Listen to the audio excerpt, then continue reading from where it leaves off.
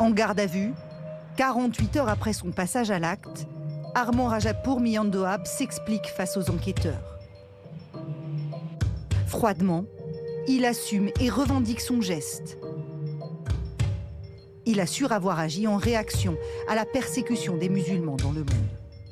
Il a motivé son acte par rapport à ce qui se passait un peu partout dans le monde sur des théâtres ou des théâtres de conflits, l'Afghanistan, le Mali et puis ce qui se passe actuellement en Palestine, à Gaza. Comme une justification qu'il exprimait déjà dans sa vidéo postée peu avant samedi soir sur les réseaux sociaux et dans laquelle il prête allégeance à l'État islamique. À 26 ans, Armand Rajapour Miandoab a basculé dans une radicalisation extrême.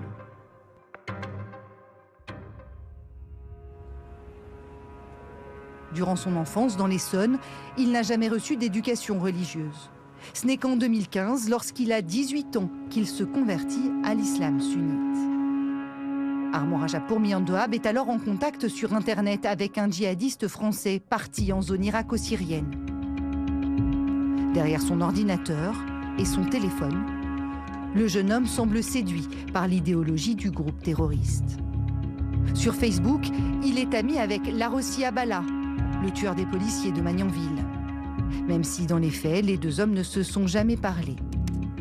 En 2016, il franchit un cap et entre en contact avec Adel Kermiche. S'il avait aussi eu quelques échanges avec un des futurs auteurs de l'attentat de Saint-Étienne-du-Rouvray, c'était sans lien néanmoins avec la préparation de cet acte violent. Enfin, au printemps 2016, il avait projeté de rejoindre l'État islamique en zone irako-syrienne. La DGSI le repère et apprend qu'il projette de commettre une action violente à l'arme blanche à la Défense. Armand Rajapour Miandoab est alors arrêté. C'est au regard de l'ensemble de ces éléments qu'il avait été condamné à la peine de 5 ans d'emprisonnement, dont 1 an assorti d'un sursis avec mise à l'épreuve pendant une durée de 3 ans.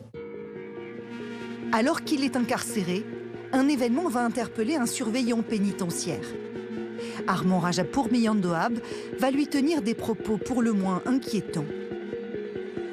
Il y a du sale qui me passe par la tête. J'entends la voix de toutes les personnes écrouées pour terrorisme. J'entends même la voix des djihadistes du Bataclan me demandant de passer à l'acte. Je suis perdu et je ne sais plus qui je suis.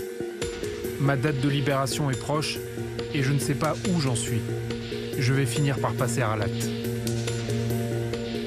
Cet incident va enclencher en mars 2020 un suivi judiciaire et une surveillance administrative resserrée à sa sortie de prison. Son suivi est jugé encourageant. C'est d'ailleurs à cette époque qu'il entre en contact avec David Valat, un djihadiste repenti.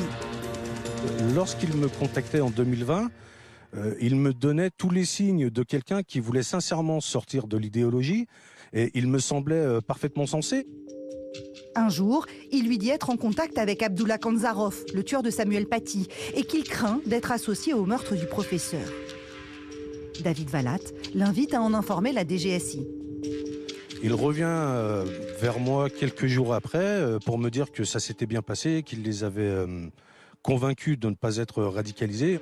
Les services de renseignement réclament tout de même une visite domiciliaire pour s'assurer qu'ils n'ont pas été menés en bateau. Mais cette demande est rejetée. Il y a un magistrat qui a considéré à ce moment-là que cet individu ne constituait pas forcément une menace. Pourtant, le jeune homme présente un profil psychotique lourd.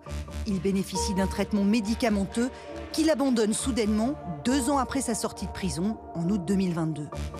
Une nouvelle expertise est alors réclamée. À la suite de cette dernière, l'auteur était soumis à une injonction de soins impliquant un suivi psychiatrique resserré et contrôlé par un médecin coordonnateur. Ce suivi était effectif jusqu'à la fin de la mise à l'épreuve, le 26 avril 2023.